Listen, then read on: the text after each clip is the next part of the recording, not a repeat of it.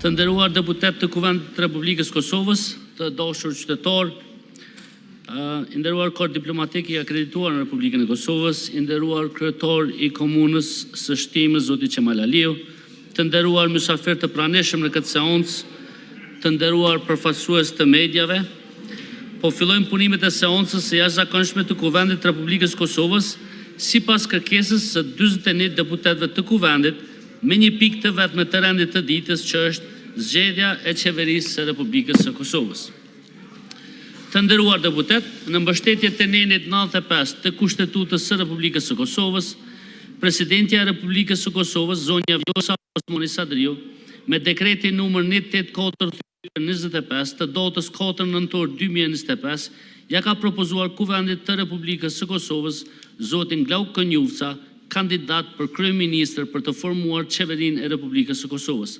Me këtë rast, ftoj kandidatin për kryeministër, zotin Glauk Konjufca, për të paraqitur përbërjen e kabinetit qeveritar, si dhe ekspozen e tij për mandatin e ardhshëm qeverisës. Zoti Konjufca, fjola për ju.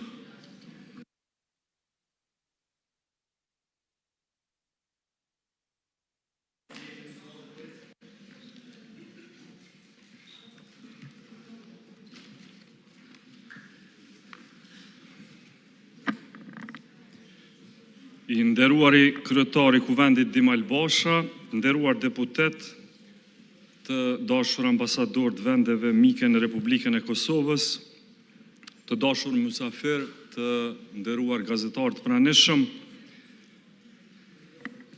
për herë të parë në jetën e vet parlamentare, Kuvendi i Republikës nuk arriti ta legjitimojë me votë qeverinë e shtetit.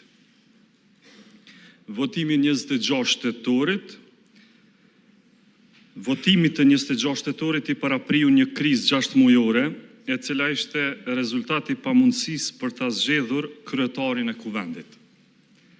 Viti 2025 do të mbahet mend si një vit shumica e cilit humbi në përpjekje për themelimin e institucioneve tona kushtetuese, Kuvendit dhe qeverisë. Përkundër kësaj, viteve të fundit, arritjet e Kosovës të shtetit tonë nuk janë të vogla. Po hymë në vitin e 5 me rritje ekonomike mbi 4% dhe disiplina fiskale po shkon duke u konsoliduar. Borxhi jashtëm ndodhet në pikën e tij historikisht më të ulët, kurse mbledhja e brendshme e tatimeve, bashkë me qarkullimin e bizneseve, ka shënuar rritje enorme. Në veri të vendit janë luftuar me sukses strukturat e Serbisë lidhura me krimin e organizuar si dhe me kontrabandën, kurse buxheti për mbrojtje është katërfishuar e po ashtu është rritur në për sektor vital të shtetit tonë.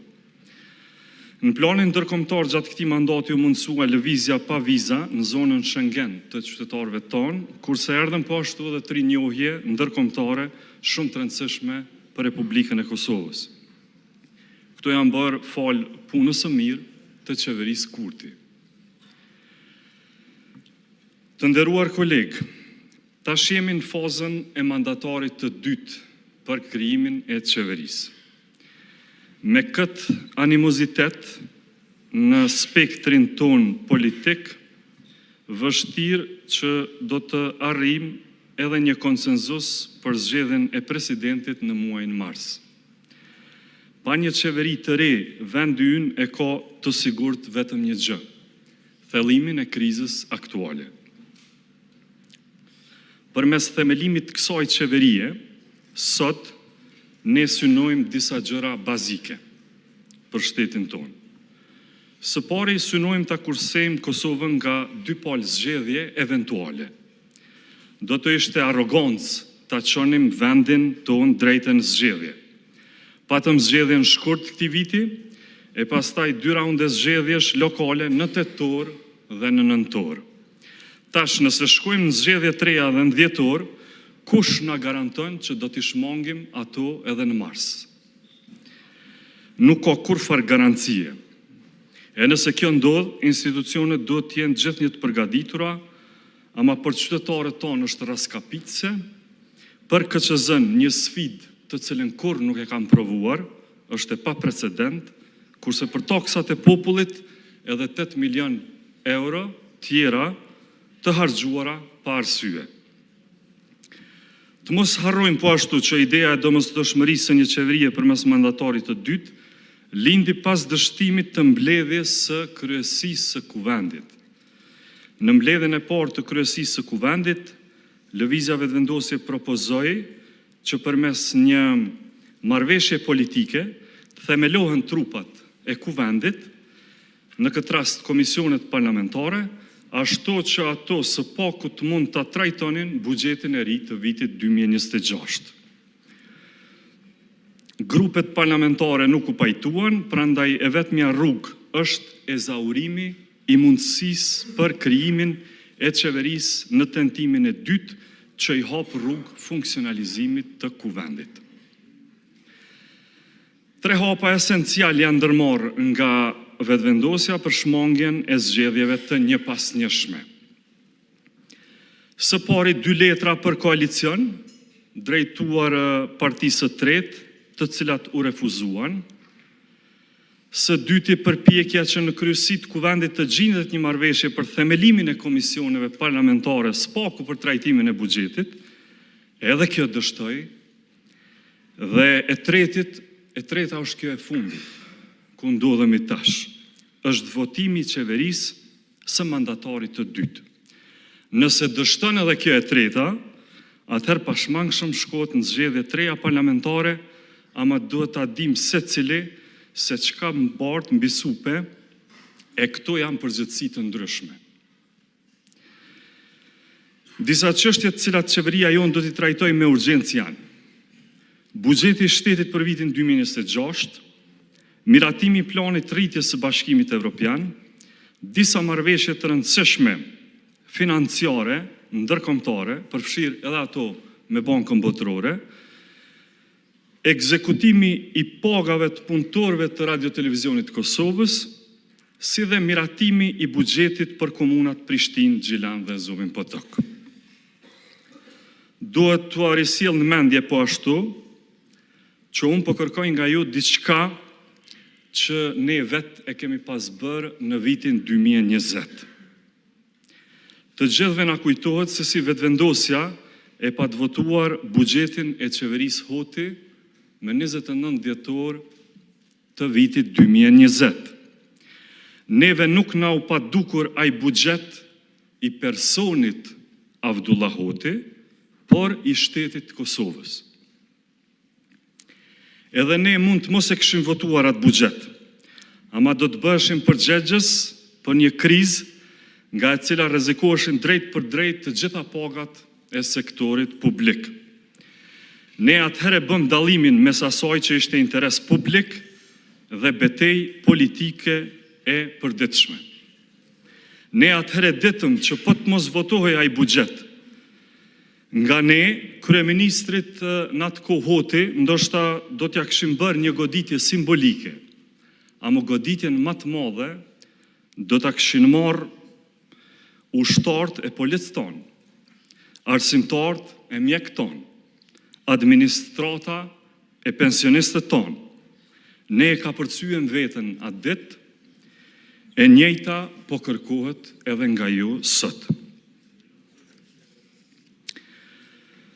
Sot jam këtu para jush për ta vendosur politikën rrafshin e saj më të lartë, përgjegjësinë para qytetarëve.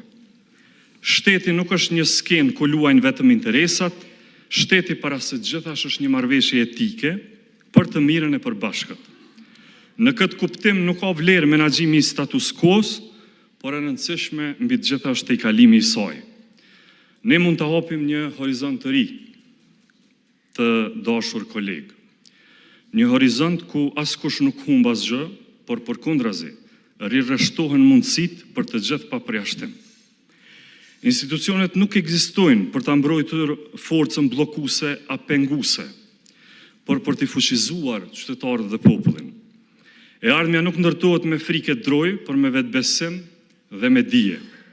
Prandaj çdo vendim, çdo politik, çdo hap duhet të matet me pyetjen: a e çliron kjo, apo e kufizon potencialin zhvillues e ndërtues për qytetarët? Sot ja vlen të zgjedhim rrugën në dukje të komplikuar ndoshta, por ne nuk kemi nga askush tjetër këtu jashtë nesh, jashtë këtij parlamenti që i grumbullon të zgjedhurit e popullit, që ta presim drejtësinë e veprimeve tona. Atë do ta krijojmë vetë ne. Të udhëheqim me guxim edhe në shtigjet pashkelura më herët. Burimi i këtij guximi do të na karakterizojë gjithëve sot, e kjo është besimi te qytetarët tonë, si dhe obligimi që e kemi ndaj sakrificave e kontributit të paraardhësve, e jo më pak edhe ndaj ëndrave e dëshirave të pasardhësve tonë. Qytetarët na duan neve që t'i zbatojmë detyrat që i kemi marrë. Si përfaqësues të tyre, ne duhet ta kryejmë detyrën tonë, ta pajisim vendin me një qeveri.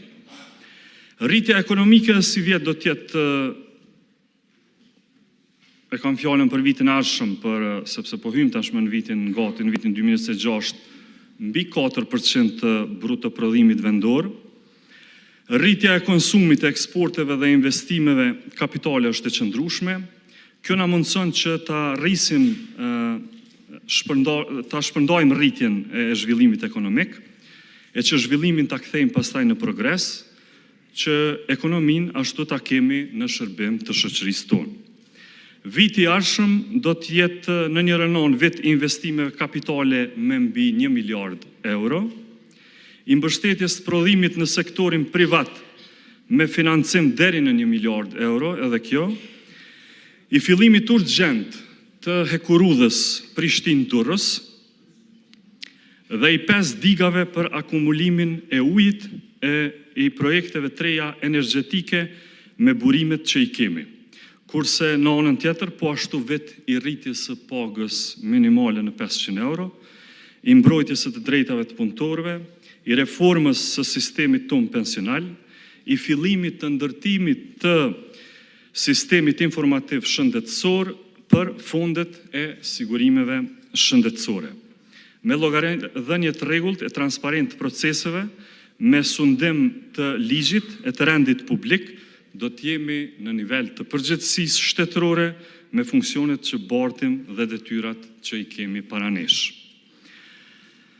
2026 do t'jetë viti i fillimit të transformimit të shëndetësisë publike në të gjitha regionet e Kosovës, prej spitaleve të reja, që do të fillojnë të ndërtohen, te poliklinikat specialistike në për të gjitha anët e Kosovës.